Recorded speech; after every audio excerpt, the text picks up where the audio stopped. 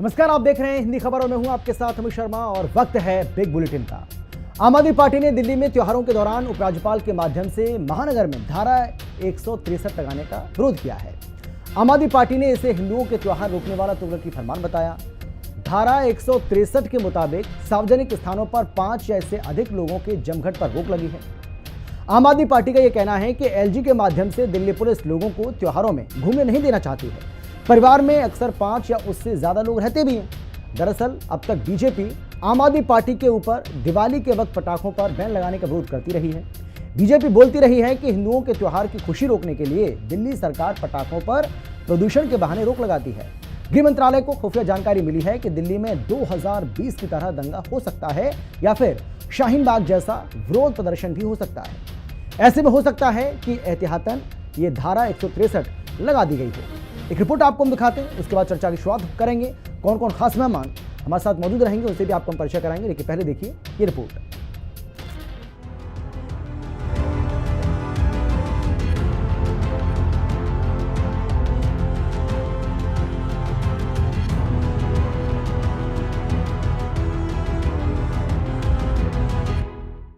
आम आदमी पार्टी का कहना है कि उपराज्यपाल वीके सक्सेना की दिल्ली पुलिस ने हिंदुओं के त्योहार रोकने वाला तुगलकी फरमान जारी किया है। दिल्ली पुलिस के फरमान के मुताबिक नवरात्रों में दिल्ली में कर्फ्यू जैसे हालात होंगे। अगर 5 से ज्यादा लोग एक साथ कहीं दिखाई दिए तो उनको दिल्ली पुलिस गिरफ्तार कर सकती है। गुरुवार से नवरात्रि शुरू है। हजारों की संख्या में लोग मंदिर जाते हैं। क्या दिल्ली पुलिस उन सभी श्रद्धालुओं को गिरफ्तार कर लेगी? आम आदमी पार्टी का कहना है कि नवरात्रों से ठीक पहले उपराज्यपाल विनय कुमार सक्सेना का ये तुगलकी फरमान हिंदुओं की आस्था के खिलाफ है। पार्टी ने पूछा, क्या भाजपा के शासन में दिल्ली में रहने वाले हिंदुओं को त्योहार मनाने की भी आजादी नहीं है? पार्टी नेताओं ने कहा कि उपराज्यपाल के इस फरमान को दिल्ली की जनता बिल्कुल नहीं मानेगी। पार्टी ने इसे तुगलकी फरमान बताते हुए इसे वापस लेने की मांग की है। इस शहर के इतिहास में कभी ऐसा धारा 144 जो पहले होती थी, 163 जो अब है, उसको लगाया गया हो त्योहार के समय में। नवरात्रे शुरू हो रहे हैं, रामलीलाएं शुरू हो रही हैं। हिंदू धर्म में इससे पावन, इससे पवित्र कोई समय ही नहीं है। हर परिवार अपने स्तर पे एक आयोजन करता है, हर गली में एक कीर्तन होता है, हर मंदिर में कार्यक्रम होता है, रामलीला होती है। अगर ऐसे समय पे आप लोगों को इकट्ठा होने से रोक देंगे तो ये तो स्वाभाविक बात है कि ये लोगों की धार्मिक भावनाओं को ठेस पहुंचाएगा। और हम उम्मीद करते हैं कि सुप्रीम कोर्ट ये बात कही है और हम सुप्रीम कोर्ट से न्याय की उम्मीद करते हैं। बीजेपी शुरू से ही दिवाली के वक्त दिल्ली सरकार की तरफ से पटाखों पर बैन का विरोध करती रही है। बीजेपी का कहना है कि आम आदमी पार्टी हिंदुओं के धर्म के खिलाफ काम करती है। आम आदमी पार्टी ने पहले ही बीजेपी पर धर्म को लेकर हमला बोल दिया है। बीजेपी का कहना है कि हो सकता है कि उपराज्यपाल ने किसी खास रिपोर्ट के आधार पर ऐसा निर्णय लिया हो। देखिए, दिल्ली की आम आदमी पार्टी सरकार के नेता भ्रष्टाचार करते करते उन्होंने अपनी जो बुद्धि है वो भी भ्रष्ट कर ली है, जिसके कारण वो गलत जानकारी दिल्ली की जनता को देते हैं और दिल्ली की जनता को गुमराह करने का काम कर रहे हैं। सौरभ भारद्वाज जी प्रेस कॉन्फ्रेंस करके कहते हैं कि धारा 163 लगने से हिंदुओं के त्योहारों पर पाबंदी लग गई है। ऐसा कुछ नहीं है। धारा 163 जो लगाई गई है वो इंटेलिजेंस इनपुट आने के बाद कमिश्नर, जो दिल्ली पुलिस के जो कमिश्नर हैं, उनके द्वारा लगाई गई है। उनको जानकारी मिली कि कहीं ना कहीं अनहोनी होने का कहीं कोई आशंका है, जिसके कारण जो है दिल्ली पुलिस के द्वारा जो है धारा 163 लगाई गई है। हाल के दिनों में वक्फ बोर्ड कानून को लेकर अल्पसंख्यक समुदाय के एक वर्ग में गुस्सा है। मुंबई समेत कई जगहों पर विरोध प्रदर्शन हो सकते हैं। खबर है कि 2020 की तरह एक बार फिर से दिल्ली को दहलाने की खुफिया रिपोर्ट केंद्र सरकार के पास आई है। तभी दिल्ली में धारा 163 लगाई गई है।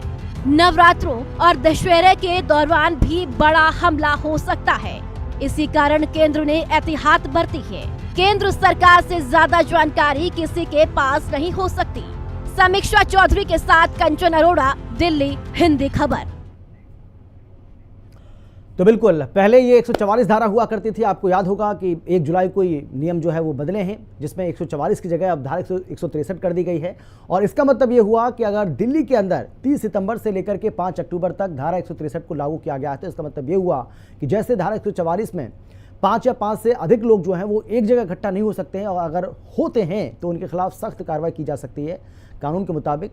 तो ये अब धारा 163 जो है वो दिल्ली पुलिस ने यहाँ पर लागू की है, और इसका फरमान जारी किया गया है एलजी साहब की ओर से, जिसको लेकर बहुत ज़्यादा हंगामा हो रहा है। और आम आदमी पार्टी सीधे तौर पर ये कह रही है, क्योंकि अब त्यौहार आने वाले हैं, हमारे हिंदुओं के पर्व आने वाले हैं, ऐसे में हिंदुओं के पर्वों को लेकर ये कहीं ना कहीं पाबंदी लगाने की कोशिश की जा रही है। ये सब नहीं होना चाहिए। चर्चा इसी को लेकर करेंगे, लेकिन कौन कौन खास मेहमान हमारे साथ मौजूद हैं, सबसे पहले उनसे आपका हम परिचय कराते हैं। हमारे साथ निवांश शर्मा जी, जो कि आम आदमी पार्टी के प्रवक्ता हैं, हमारे साथ जुड़ गए। बहुत स्वागत है सर आपका। इसके अलावा हमारे साथ डॉक्टर अवधेश उपाध्याय, जो कि बीजेपी के प्रवक्ता हैं, वो भी हमारे साथ जुड़ गए हैं। आपका भी स्वागत है। इसके अलावा अब से कुछ ही देर के बाद कांग्रेस की ओर से संदीप त्रिपाठी जी, कांग्रेस के नेता हैं, वो हमारे साथ जुड़ जाएंगे। और एसीपी वेद भूषण जी, जो कि रिटायर्ड पूर्व पुलिस अधिकारी हैं, वो भी मुझे जो जानकारी मिल रही है उसके मुताबिक हमारे साथ जुड़ चुके हैं। जैसे ही हमें ज्वाइन करेंगे, उनसे हम सवाल जवाब का जो सिलसिला है उसको शुरू करेंगे, क्योंकि ये एक गंभीर मसला बन चुका है। बीजेपी आम आदमी पार्टी के ऊपर और आम आदमी पार्टी बीजेपी के ऊपर कई तरह के गंभीर आरोप लगा रही है, और सभी के अपने अपने दावे हैं। लेकिन सवाल है कि किसके दावों में आखिर कितना है दम, ये अपने आप में एक अहम सवाल हो जाता है। आप सभी का स्वागत करते हुए सबसे पहले डॉक्टर अवधेश उपाध्याय जी, सबसे पहले मैं आप ही के पास आता हूँ, और सवाल मेरा आपसे ये है कि दिल्ली पुलिस को या फिर एलजी साहब को ऐसा क्यों लगता है कि दिल्ली में अभी जो हालात हैं वो ठीक नहीं है, और यहाँ धारा 163 को लगाना अनिवार्य है, ज़रूरी है, 6 दिनों के लिए इसको लागू किया गया है। आपको ऐसा क्यों लगता है एलजी साहब को और दिल्ली पुलिस को? अमित भाई, सबसे पहले आपके लिए बहुत बहुत बधाई जी, बहुत बहुत शुभकामनाएं आपके लिए। बहुत खुशी हुई आपको देखकर, और धन्यवाद। आपने सवाल पूछ जी, देखिए बात कर रहे हैं जो 163 की धारा 163 की, कल से ये बात चल रही है, ये कल परसों से। मैं आपको बता दूं, दिल्ली में जो इस समय आम आदमी पार्टी की सरकार है, उसके जो नेता है ना, उन्होंने जो भ्रष्टाचार किया है, उन्होंने भ्रष्टाचार करते करते उनकी जो बुद्धि है वो भी भ्रष्ट हो चुकी है। अब उनको ये पता नहीं होता कि हम क्या सही कह रहे हैं, क्या गलत कह रहे हैं, क्या सही जानकारी जनता तक पहुंचाने का काम कर रहे हैं कि नहीं कर रहे हैं। अब एक बार बताइए, धारा 163 लगी है, ठीक है। अब सौरभ भारद्वाज जी ने प्रेस कॉन्फ्रेंस कर दी इसके लिए कि भाई जो हिंदुओं के त्योहार हैं उनको पाबंदी लगाने का काम कर रही है बीजेपी। एलजी साहब ने धारा 163 लगा दी है। अरे भाई एक बात बताइए ना, धारा 163 क्यों लगाई जाती है? ये हमारे देखो अधिकारी बैठे ये अच्छी तरह से बता पाएंगे, लेकिन मुझे जो पता है वो मैं आपको बताऊं। धारा 163 जब लगाई जाती है, जब कोई इंटेलिजेंस के द्वारा कोई जानकारी हमें मिलती है पुलिस प्रशासन को कि कोई अनहोनी होने की आशंका उनको लगती है, उसके बाद धारा 163 लगाई जाती है। इसका मतलब ये नहीं है कि किसी पर्व पर, किसी पूजा पर पाबंदी लगाई जा रही। आज इनको हिंदू धर्म याद आ रहा है, आज इनको हिंदुओं के त्योहार याद आ रहे हैं। जब इनको हिंदू के त्योहार याद नहीं आते, जब ये दिवाली के पटाखों पर बैन लगाते हैं, और जब इनके नेता छूट के आते हैं जेल से, तो इन्हीं के जो कार्यकर्ता है वो आतिशबाजी करते हैं खुलेआम, तब उनको हिंदू पर्व याद नहीं आते। इनको हिंदू पर्व तब भी याद नहीं आते जब इनके नेता जो हरे मंच से हिंदू देवी देवताओं का अपमान करते हैं, आम आदमी पार्टी के जो नेता हैं, तब भी सौरभ भारद्वाज जी को हिंदू धर्म याद नहीं आता, ना हिंदू पर्व याद आता। और तो और छोड़िए आप, जब अरविंद केजरीवाल जी जो हिंदू धर्म का पवित्र चिन्ह स्वास्तिक, उसका अपमान करते हैं, तब भी इनको कोई हिंदू धर्म की कोई हमदर्दी नहीं होती हिंदू धर्म से। लेकिन हाँ, आज ये कह रहे हैं 163 धारा 163 लग गई है, उसके लिए दिल्ली की जनता, इनको तो ये पता है कि जानती नहीं है। अरे भाई, दिल्ली की जनता आपसे ज्यादा जानती है। नहीं, राह तो आपने दिखाई ना, पढ़ने की आवश्यकता है। अवधेश उपाध्याय जी, राह तो उन्होंने भाई राह तो उनको आपने दिखाई है ना भाई। अगर पर्यावरण को कंट्रोल करने के लिए, प्रदूषण से बचाव के लिए अगर वो पटाखों पर बैन लगाते हैं, तो आप भी तो यही कहते हैं ना कि हिंदू पर्वों को निशाना बनाया जा रहा है, टारगेट किया जा रहा है, ताकि हिंदू जो हैं वो अपने त्योहार को, जो उनका सबसे बड़ा त्योहार है, उसको ठीक से ना मना पाएं, वो सेलिब्रेट ना कर पाएं। तो भाई उसके पीछे दलील तो यही है ना कि भाई पॉल्यूशन को कंट्रोल करना है। लेकिन अब अगर उधर से 163 धारा को अगर लागू किया गया, तो वो भी तो यही कह रहे हैं कि भाई आप भी तो हिंदुओं की आस्था के साथ खिलवाड़ करने की कोशिश कर रहे हैं, वो भी ऐसे समय में जब कल से ही नवरात्रे शुरू हो रहे हैं, उसके बाद दशहरा का त्योहार आना है, उसके बाद फिर दिवाली आनी है। नहीं, अमित जी बिल्कुल सही कह रहे हैं आप, आपकी बात से मैं सहमत हूँ। लेकिन वो देखिए जो बात करते हैं वो दिवाली के पटाखे की बात करें हम, वो अलग है, धारा 163 लगाना वो अलग। देखिए धारा 163 से किसी आम आदमी का नुकसान नहीं है। हमारे जो एसीपी साहब बैठे हैं वो अच्छी तरह से बता पाएंगे। इससे किसी को नुकसान नहीं है, ना ही किसी तरह का कोई जो पर्व आ रहे हैं, जो हमारी दुर्गा पूजा है, जो हमारे देवी पूजा हो रही है, नवरात्रि का पर्व शुरू होने वाला है, दशहरे का पर्व आने वाला है, इसमें कोई फर्क नहीं ठीक है अवधेश जी, मैं लौटूंगा आपके पास, मैं आऊंगा आपके पास। पार्टी की राजनीति में जरूर फर्क पड़ेगा। ठीक है निवान जी सीधा आरोप ये लगा रहे हैं डॉक्टर अवधेश कि भाई आप राजनीति कर रहे हैं, इससे कोई संबंध है ही नहीं, त्योहारों से इसका कोई संबंध नहीं है, और केंद्र सरकार के पास, सुरक्षा एजेंसियों के पास, जांच एजेंसियों के पास कुछ ऐसे इनपुट्स हैं जिसकी वजह से उनको ऐसा लगता है कि 6 दिन के लिए यहाँ धारा 163 को लागू किया जाए। ऐसे में आम आदमी पार्टी को ऐसा क्यों लगता है कि ये हिंदू पर्वों पर, हिंदू त्योहारों पर सीधा निशाना है, जानबूझकर ये टारगेट किया जा रहा है, ऐसा क्यों लग रहा है आपको? देखिए बहुत बहुत नमस्कार। और सबसे पहली बात तो देखिए, धर्म के नाम पर राजनीति करते कौन है देश में, ये सब जानते हैं। बीजेपी करती है धर्म के नाम पे राजनीति, धर्म के नाम पे लोगों को बांटने की राजनीति, ये बीजेपी करती है, खुलेआम करती है। इसमें और कोई पार्टी देश के अंदर ऐसी नहीं बची जिनको धर्म के नाम पर और जाति के नाम पर और इनके आम आदमी पार्टी को इन्होंने तोड़ने की कोशिश नहीं करी, लेकिन उससे कोई असर नहीं पड़ता। हम लोग जनता के बीच में जाते हैं, जनता के काम करते हैं, पहली बात। दूसरी बात ये कि दिल्ली के अंदर लॉ एंड ऑर्डर, ये सब जानते हैं कि दिल्ली का जो लॉ एंड ऑर्डर है वो डायरेक्ट एलजी के अंडर आता है, होम मिनिस्ट्री के अंडर आता है, मतलब बीजेपी के अंडर आता है। दिल्ली के अंदर कानून व्यवस्था को दुरुस्त करने की जिम्मेदारी भाजपा की है, ये बिल्कुल स्पष्ट और क्लियर है। दिल्ली के अंदर गैंगस्टर राज को रोकने की जिम्मेदारी भाजपा की है, चेन स्नैचिंग को रोकने की जिम्मेदारी भाजपा की है, महिलाओं को सुरक्षा देने की जिम्मेदारी भाजपा की है। पूरा लॉ एंड ऑर्डर जो है वो दिल्ली के अंदर कोलैप्स कर गया है। गैंगस्टर खुलेआम फिरौती मांग रहे हैं, शोरूमों के बाहर, होटलों के बाहर पर्चियां फेंकी जा रही हैं, चेन स्नैचिंग हो रही है, महिलाओं के साथ जो है वो बदतमीजी होने की लगातार घटनाएं बढ़ती जा रही हैं। इसके ऊपर आम आदमी पार्टी ने डायरेक्ट एक एलजी के ऊपर क्वेश्चन उठाया है कि जो एलजी साहब का काम है उसके ऊपर उन्हें फोकस करना चाहिए। एलजी साहब के अंडर लॉ एंड ऑर्डर आता है, उसको छोड़ के वो हर दिल्ली सरकार के काम में इंटरफेयर करते हैं। निवान जी ये भी तो लॉ एंड ऑर्डर का ही मसला है ना, समझ नहीं जी निवान जी, ये भी तो लॉ एंड ऑर्डर का ही मसला है ना भाई। केंद्र के पास हो सकता है कि दंगों को लेकर किसी तरह की कोई खुफिया रिपोर्ट हो जिसमें ये कहा गया है कि हो सकता है कि 2020 की तरह दंगे जो है वो भड़क जाएं। ये भी कहा जा रहा है कि शाहीन बाग जैसा हो सकता है कोई एक और धरना प्रदर्शन जो है वो देखने को मिल जाए, और इसी के मद्देनजर 6 दिन का यहाँ पर धारा 163 को लागू कर दिया गया। देखिए जो त्योहारों के सीजन होते हैं उसमें कब जो है वो एक इनपुट नहीं होता इंटेलिजेंस की हमें ध्यान रखने की जरूरत है, त्योहारों में कोई खलल डालने का या गड़बड़ी करने की कोशिश हो सकती है, ये तो हमेशा होता है। इसका ये क्या तरीका हुआ कि आप एक ऐसी धारा लगा दें जिसमें लोग अपने घर में बंद हो जाएं? ये क्या तरीका हुआ? ये तो कायरों का तरीका है ना, लोगों को घर में बंद करना। ठीक है, लेकिन जो एक एफिशिएंट एजेंसी होगी या एफिशिएंट लीडर होगा, वो क्या करेगा? वो अपनी लॉ एंड ऑर्डर को दुरुस्त करेगा कि हम अपने त्योहार मनाएंगे, हमें गर्व है कि हम हमारे त्योहारों का आगे सीजन है, हम खुले अपने गर्व से त्योहार मनाएंगे। ठीक है, मैं समझ गया निवान जी, मैं समझ गया। मैं एक बार फिर से आपके पास लौटूंगा संदीप जी। ठीक है, ये क्या तरीका हुआ? ये क्या तरीका हुआ कि आप वहां पे धारा 163 लगा दो और लोगों को घर में रहो? नहीं, बिल्कुल सही बात है, नहीं समझ रहा तो आप रिजाइन कर दो जी। ठीक है निवान जी, लौटता हूँ आपके पास। संदीप जी ये बात तो सही है भाई, हर साल ऐसा होता है जब भी कोई हमारा ऐसा कोई बड़ा पर्व आता है तो भाई खुफिया रिपोर्ट के आधार पर इस तरीके से चीज़ों को देखा जाता है और उसके हिसाब से फैसले भी लिए जाते हैं। अब ये धारा 163 जो लगी है राजधानी दिल्ली के अंदर 6 दिनों के लिए, कांग्रेस पार्टी इसको कैसे देख रही है? आपको लगता है ये ठीक फैसला है या गलत है? जैसा कि जैसा कि आम आदमी पार्टी कह रही है कि एलजी साहब का ये तुगलक ही फरमान है। अमित जी, अभी आपके साथ जब बैठे तो पहले हमें लगा सुदर्शन पे ज्वाइन कर लिया, सुदर्शन चैनल क्या, लेकिन बाद में हिंदी कवर का लोगो देखा तो लगा कि नहीं, हिंदी कवर पे हैं। चलिए, मुझे इस बात की खुशी है कि आप लोग मुझे भूले नहीं है, मुझे खुशी है इस बात की संदीप जी, और अवधेश जी ने भी मुझे पहचाना, आपने भी पहचाना, और मुझे लगता है कि वेदभूषण जी जो हैं वो भी पहचानेंगी, है ना। तो इस बात की खुशी है, लेकिन सवाल यही है कि आम आदमी पार्टी इस मसले को कैसे, आम आदमी पार्टी नहीं, मैं कह रहा हूँ कांग्रेस पार्टी इस मसले को कैसे देख रही है? नहीं, देखिए मैं फिर कहूंगा कि मैं बहुत सारे चैनलों पर, इवन हिंदी खबर पे भी मैंने बहुत बार कहा है जी कि आम आदमी पार्टी की उत्पत्ति आरएसएस के एक आंदोलन से हुई है।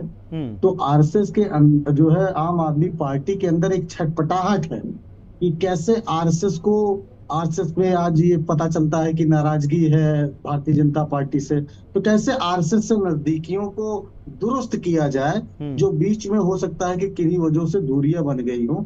अन्यथा देखिए, इतना बड़ा मुद्दा है कि सोनम वांगचुक को गिरफ्तार किया जाता है, दिल्ली में घुसने नहीं दिया जाता है, जो कि एक पर्यावरण जो है एक्टिविस्ट है, और जो है उन्होंने बहुत सारे काम देश के हित में बहुत सारी ऐसी चीजें आविष्कार किया है, और वो एक जायज मांग लेकर अपनी राजधानी में आते हैं। लेकिन एक ऐसा बना दिया गया है जब से भाजपा आई है सिस्टम, कि दिल्ली में जो है किसान नहीं आ सकते हैं, दिल्ली में जो है जो कोई अपनी मांग लेकर आना चाहे वो नहीं आ सकता है, खिलाड़ी नहीं आ सकते हैं। मतलब दिल्ली किसी की बात की नहीं है भाई, दिल्ली सबकी है, दिल्ली आ सकता है। आप 163 लगा दीजिएगा और उसको कोई जो है धार्मिक एंगल देने की कोशिश करके इस मुद्दे को दबा दे, ये भी मुझे नहीं लगता है कि जायज है। मैं सिर्फ इतना कहूंगा कि कहीं ना कहीं ये लोकतंत्र के दमन की एक कार्रवाई है। जिस तरीके से एक जो है व्यक्ति 700 किलोमीटर पैदल निकल कर आते हैं और उनके सपोर्ट में इवन अरविंद केजरीवाल जी भी बयान देते हैं, लेकिन फिर क्या रणनीति बनती है कि इस तरीके के बयान आते हैं। आज भी वो गिरफ्तार है। मैं के माध्यम से भारतीय जनता पार्टी की सरकार से एक मांग करूंगा कि आप उनको जो है सुनिए, राजघाट वो जा सकते हैं। आज महात्मा गांधी जी की जयंती भी है और उनको जाने देना चाहिए था। महात्मा गांधी जी सबके हैं, राजघाट भाई आपका नहीं है। आप तो उनको जो है आइडियोलॉजिकल तरीके से आज भी आपके कार्यकर्ता और आपके नेता उनको बहुत सारे आक्षेप लगाते हैं, गालियां देते हैं महात्मा गांधी को। तो आप कोई आदमी अगर जाना चाहता है, आस्था है, तो आप क्यों रोक रहे हो भाई? ठीक है, क्यों नहीं जा सकते वो जो है राजघाट? तो कहीं ना कहीं मेन कारण जो है वो यह है कि भारतीय जनता पार्टी लोकतंत्र को कुचल देना चाहती है। जिस तरीके से अंग्रेज इस धारा का जो कि पूर्व में 144 कही जाती थी, आज लोग नहीं जानते 163। मैं बताना चाहता हूँ आपके माध्यम से दर्शकों को कि वही धारा 144। मेरा एक सवाल था आपसे, क्योंकि मुझे वेदभूषण जी के पास भी जाना है, लेकिन एक सवाल था छोटा सा मेरा, और मैं चाहता हूँ संक्षिप्त में आप जवाब दें। देखिए भाई, केंद्र ये कह रहा है कि हो सकता है केंद्र के पास कोई इस तरह का कोई इनपुट हो, उसके हिसाब से ये फैसला लिया गया हो, दिल्ली पुलिस ने और एलजी साहब ने मिलकर ये जो फैसला लिया है। लेकिन सवाल ये है कि भाई अगर भगवान ना करे कोई अनहोनी हो जाती है, तब भी तो आप घिरने का काम ही करेंगे ना भाई। जो सवाल आज आप उठा रहे हैं, हो सकता है कि सवाल उठाने की जो ताकत है, जो बौछार है, वो उसकी दोगुनी हो जाए।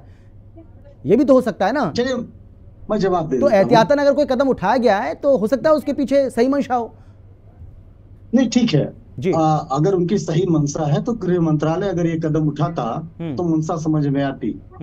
मंशा अगर जो है उपराज्यपाल के माध्यम से ये लागू हो रहा है तो ये समझ में आता है। इनपुट उपराज्यपाल के पास नहीं आते सर, वो गृह मंत्रालय के पास आते हैं। और ये कदम गृह मंत्रालय से नहीं उठाया गया है, ये कदम उपराज्यपाल के माध्यम उठाया गया है, उन्होंने रिकमेंडेशन की है।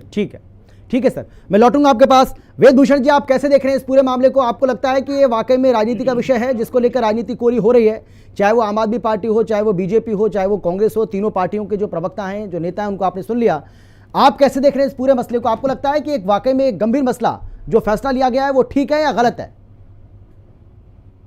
अमित जी, इस देश को जब आजाद हुआ था उस टाइम धारा 144 थी, जिसको अब 1 जुलाई 2024 से धारा 163 में कन्वर्ट कर दिया गया है जी। जब से हिंदुस्तान आजाद हुआ था, दोबारा बोल रहा हूँ, जब से हिंदुस्तान आजाद हुआ था, नई दिल्ली जिला, नई दिल्ली डिस्ट्रिक्ट, जिसमें पार्लियामेंट, असेंबली में और तमाम राष्ट्रपति भवन, उपराष्ट्रपति भवन, तमाम मिनिस्टर्स के घर, तमाम लुटियन जोन्स, 144 धारा हिंदुस्तान की उत्पत्ति के बाद आज तक भी है, आज की डेट तक भी है। एक दिन के लिए भी धारा 144 या 163 हटाई नहीं गई है। पहले तो ये जो कंफ्यूजन क्रिएट किया जा रहा है ना कि धारा 144 पहली बार लगाई गई है, ये ऐसा नहीं है। मैं 3.5 साल एसीपी पार्लियामेंट रहा हूं, मैंने ही मेरे साइंस से ही डीसीपी के कमिश्नर के बिहाफ पर धारा 144 थी। 3.5 साल में एक दिन भी धारा 144 कभी नहीं हटाई गई, क्योंकि धरने, प्रदर्शन, वीवीआईपी मूवमेंट होती हैं। यदि कोई किसी को अरेस्ट, डिटेन किया जाता है तो सरकार, अदालतें पूछेंगी कि आपने क्यों डिटेन किया, तो पुलिस के पास, सरकार के पास जवाब है कि धारा 144 की वायलेशन हुई जी। अब नंबर 2, हिंदुस्तान का सबसे बड़ा धारा 144 का इस्तेमाल 25 जून 2075 को किया गया था। पूरे ये तो आप दिल्ली की बात कर रहे हैं, पूरे हिंदुस्तान में लद्दाख से पंजाब में नहीं एंटर कर सकते थे। धारा 144 21 महीने 21 महीने, दोबारा रिपीट कर रहा हूं, गूगल करके देख लीजिए, इमरजेंसी लगाई गई थी, उसमें पूरे हिंदुस्तान में, अब तो दिल्ली के लिए रो रहे हैं, उसमें पूरे हिंदुस्तान में कांग्रेस की पार्टी थी, पूरे हिंदुस्तान में धारा 144 लगा दी गई थी। अब आते हैं दिल्ली की बात जी। दिल्ली में इस तरह के इनपुट हैं, शाहीन बाग जैसा आपने बताया था, दोबारा बसाने की कोशिश हो रही है। उस आप यदि ऑर्डर ना हो तो एक बार ऑर्डर पढ़वा दें, जितने भी आप पैनलिस्ट बैठे हैं, उसमें जो चीजें शायद इनकी क्लियरिटी हो जाए, तैयारी ना करके आए हो, ऑर्डर ना पढ़ा हो तो उनकी अपनी परेशानी हो सकती है। पहले वो ऑर्डर को पढ़ें, समझें कि ऑर्डर में लिखा क्या है। ऑर्डर में है कि चूंकि वीवीआईपी मूवमेंट चल रही है, आज आपने देखा कि राजघाट पर वीवीआईपी मूवमेंट थी, बिल्कुल शाहीन बाग बसाने की आपने बात की कि इस तरह के इनपुट आ रहे हैं। बराबर के मुल्क बांग्लादेश के हालात आपको पता है, उधर आपको पता है कि किस तरह से मिडिल ईस्ट आग में जूझ रहा है, इजराइल, रशिया, यूक्रेन पूरा आग से जल रहा है। बिल्कुल पाकिस्तान हमारा जो बहुत अच्छा दोस्त जिसको कहते हैं तमाम लोग, समय मेरे पास बहुत कम बचा है, मैं चाहता हूं चारों के पास एक बार फिर से घूम जाऊं। जी जी जी, जल्दी से सर, मैं पूरा कर लेता हूं, आपकी बात को पूरा कर लेता हूं, फिर दोबारा आ जाएंगे। जी जी जी, इसमें जो कंफ्यूजन, मैं इसलिए कह रहा हूं कि इसमें कंफ्यूजन इसलिए हो रहा है कि आज भी दिल्ली के अंदर आप 1000 आदमी मंदिर, मस्जिद, गुरुद्वारे में जाइए, कोई आपको रोकने वाला नहीं है। इसलिए कह रहा हूं कि कंफ्यूजन है, जो तमाम जितने मेरे साथी बैठे हैं इनके माइंड में जो आम आदमी पार्टी जो कह रही है, वेदभूषण जी जो आम आदमी पार्टी सवाल उठा रही है, जो आतिशी ने कहा, उनका ये कहना है कि भाई एक परिवार के 5 लोग एक साथ भी जा सकते हैं, 6 लोग भी एक साथ जा सकते हैं। तो अगर एक परिवार के 5 लोग, 6 लोग, 7 लोग अगर एक साथ जा रहे हैं, क्या उनको क्या गिरफ्तार कर लिया जाएगा? क्या उनको हिरासत में ले लिया जाएगा? ये वो सवाल कर रहा है। मैं वही बता, उसी चीज पर आ रहा था, नहीं किया जाएगा। यदि किसी की बारात जा रही है, 150 आदमी बारात में, कोई नहीं उसको डिटेन करेगा, कोई नहीं रोकेगा उस बारात को। यदि मंदिर, मस्जिद, गुरुद्वारों के अंदर फंक्शन हो रहे हैं और होंगे, उनमें कोई रोकने वाला नहीं है। स्पेसिफिक बताया गया उस आदेश, तभी मैं कह रहा हूं पहले उस आदेश को पढ़ें कि उस आदेश में लिखा क्या है। बहुत डिटेल एक ऑर्डर है, उसमें बताया गया है कि वेदभूषण जी माफी के साथ रोक रहा हूं क्योंकि समय बहुत कम बचा है, लगाई गई है। जी जी जी बिल्कुल, हाँ बिल्कुल। संदीप जी जवाब दीजिए, हाँ जल्दी से संदीप जी। नहीं, 2 चीजें साहब, आपातकाल लगता है, अनुच्छेद 352 में उसके प्रोविजन है, उस आधार पर लगता है। अगर आपातकाल की ऑर्डर भी जारी होता है, उसमें ऑर्डर भी जारी होता है कि धारा 144 लगा दे, घर से बाहर नहीं निकल सकते, लगाई गई थी, आप गूगल करके देख लीजिए। वो तो संविधान का तो इस्तेमाल किया गया, वो ऑर्डर भी होता है उसका। अमित जी, अच्छा ठीक है, संविधान को देखने से नहीं होता। ठीक है, वेदभूषण जी बोल लीजिए, वेदभूषण जी बोल लीजिए। हाँ संदीप जी बोलिए। अरे आप पूर्व हो गए हैं, बोलिए, आप सरकार का पक्ष मत रखिए। बोलिए आप बोलिए संदीप जी, आप अभी भी नागरिक हूं इस देश का, पूर्व तो हूं, पर नागरिक अपनी नौकरी से बाहर नहीं निकल पा रहे हैं। सर समय खराब हो रहा है, सर समय खराब हो रहा है, प्लीज संदीप जी जल्दी से। संदीप जी मैं चाहता हूँ बाकी लोगों के पास भी जाऊंगा, है नहीं समय मेरे पास, प्लीज जल्दी से संदीप जी। 15 सेकंड। मैं सिर्फ इतना कहना चाहता हूँ कि जैसे मैंने कहा कि ये धार्मिक मामले से हटकर ये मामला है कि जिस तरीके से जनता की आवाज दबाई जा रही थी, उसका इम्पैक्ट अगर वो आते तो एक चर्चा होती, मीडिया में वो दिखाए जाते। और हरियाणा में चुनाव है, उस आवाज को दबाने के लिए, सुनिए सर जल्दी से 5 तारीख को चुनाव है, 5 तारीख को चुनाव है सर, 5 और ये सिर्फ 6 दिन के लिए लगाई गई है। आप समझिए इस मोनोपोली को, समझिए वो खतरा 5 दिन में टल जाएगा। ठीक है, मेरे पास समय इतना ही है। मैं चाहता था अवधेश आपके पास भी आऊं, निवान जी आपके पास भी आऊं, लेकिन समय मुझे इस बात की अनुमति बिल्कुल भी नहीं दे रहा है। बहुत धन्यवाद आप सबका मेरे साथ जुड़ने के लिए, चर्चा में शामिल होने के लिए, अपनी बात रखने के लिए। लेकिन बड़ा सवाल यही है कि इस मसले को लेकर जो राजनीति हो रही है, क्या वाकई में ये राजनीति का विषय है या फिर सुरक्षा से जुड़ा हुआ विषय है, जिसको लेकर हो सकता है कि केंद्र के पास इस तरह का कोई खुफिया रिपोर्ट हो। लेकिन आम आदमी पार्टी का ये दावा है कि ये हिंदू त्योहारों को टारगेट करने की कोशिश की जा रही है, क्योंकि अगर फैसला लेना होता तो गृह मंत्रालय की ओर से फैसला लिया जाता। एलजी साहब अगर इस तरीके का कोई फैसला ले रहे हैं, वो फरमान अगर जारी कर रहे हैं, तो वो बिल्कुल भी ठीक नहीं है। फिलहाल इतना ही, आप देखते रहिए हिंदी खबर।